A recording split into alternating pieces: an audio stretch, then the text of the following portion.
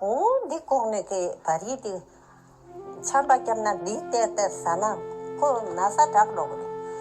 Tak ngrang ha ko en tindere. Tibet. At 15,000 feet above sea level, the air holds about 40% less oxygen than it does at the coast. Your body starts shutting down within hours. Your brain swells, your lungs fill with fluid. Most humans simply cannot survive here. But for over 10,000 years, an entire civilization has thrived in this place. They built monasteries on cliff faces, crossed frozen passes on foot, and developed a culture so deeply shaped by altitude that their very blood carries a genetic mutation found nowhere else on Earth. This is Tibet. And almost everything you think you know about it is only half the story. Tibet sits on the highest plateau on the planet. Not a mountain peak, not a ridge, a plateau. An area roughly the size of Western Europe, averaging 14,800 feet in elevation. To put that in perspective, Denver, Colorado, calls itself the Mile High City at 5,280 feet. Tibet starts at nearly 3 times that height and goes up from there. The landscape looks alien. Brown grasslands stretch for hundreds of miles without a single tree. The sun burns your skin in minutes because there's so little atmosphere to filter UV radiation. Temperatures swing from 80 degrees during the day to below freezing at night, sometimes within the same afternoon. But here's what most maps won't tell you. Tibet is the water tower of Asia. The headwaters of the Yangtze, the Mekong, the Indus, and the Brahmaputra all begin here, on this dry, frozen plateau. Nearly 2 billion people downstream depend on Tibetan glaciers for their drinking water. The land looks barren, but it quietly sustains almost a quarter of humanity. And the people who figured out how to live up here, they didn't just survive. They built one of the most distinctive cultures the world has ever seen. Tibet's isolation wasn't political, it was geographical. For most of recorded history, getting to Tibet meant crossing the Himalayas on foot, through passes above 17,000 feet, where storms could kill you in hours. The Chinese called it Xizang, the Western Treasure House. Indian texts called it the Land of Snows. And for centuries, European mapmakers just left it blank. Nobody could get there long enough to fill in the details. That isolation created something rare, a civilization that developed almost entirely on its own terms. When Buddhism arrived from India around the 7th century, Tibetans didn't just adopt it. They fused it with Bon, their indigenous shamanistic tradition, and created something new. Tibetan Buddhism isn't a copy of Indian Buddhism or Chinese Buddhism. It's its own system, shaped by the specific demands of living at extreme altitude. And that fusion wasn't just philosophical, it was practical. When you live in a place where one bad winter can wipe out your entire herd, where a wrong step on a mountain pass means death, your spiritual life tends to focus on very concrete things. Protection, survival, navigating suffering. The monasteries weren't just places of worship. They were, libraries, hospitals, schools, and grain stores. In a land without cities, monasteries became the closest thing Tibet had to infrastructure.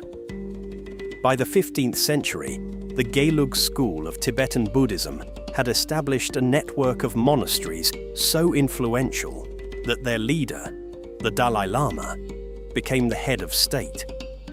The Potala Palace in Lhasa, with its 1,000 rooms and 10,000 shrines, wasn't built to impress tourists. It was built as the administrative center of a theocratic government that ran one of the most remote nations on Earth. But the geography that protected Tibet for centuries would eventually fail to keep the outside world away. Forget the postcards of golden temples for a moment. Daily life in Tibet has always been a negotiation with an environment that actively tries to kill you. Start with food. At 15,000 feet, almost nothing grows. The growing season is brutally short, sometimes just 90 days. Barley is one of the only crops that can handle the altitude and the cold. So, Tibetans learn to roast it, grind it into flour called sampa, and mix it with yak butter tea. Sampa isn't a delicacy, it's a survival technology. Calorie-dense, portable, and it doesn't spoil. Nomads can carry enough sampa for weeks in a leather pouch. Then there's the yak. If Tibet has a national hero, it's this animal. Yaks provide milk, butter, meat, wool, leather, and fuel. Their dung is dried and burned for heat because there are no trees to cut for firewood above the tree line. The black tents that nomads live in, woven from yak hair. They're waterproof, windproof, and can be packed onto a yak's back and moved in under an hour. Every piece of this lifestyle interlocks. Remove the yak, and the entire system collapses. Tibetan nomads, called Drokpa, still migrate seasonally across the plateau, following grazing patterns their families have used for generations. It looks romantic in photographs. In practice, it means walking for days in freezing wind, delivering calves in snowstorms, and sleeping in temperatures that would hospitalize most people. But the most remarkable adaptation isn't cultural, it's biological. Genetic studies published in the journal Science found that Tibetans carry a variant of the EPAS1 gene, inherited from ancient Denisovan ancestors, that allows their blood to function efficiently at low oxygen levels. Their bodies produce fewer red blood cells than you'd expect at altitude, which actually prevents the dangerous blood thickening that kills lowland visitors. They didn't just learn to live here. Over thousands of years, their bodies evolved for it. Prayer flags are everywhere in Tibet, strung across bridges, draped over mountain passes, tied to rooftops.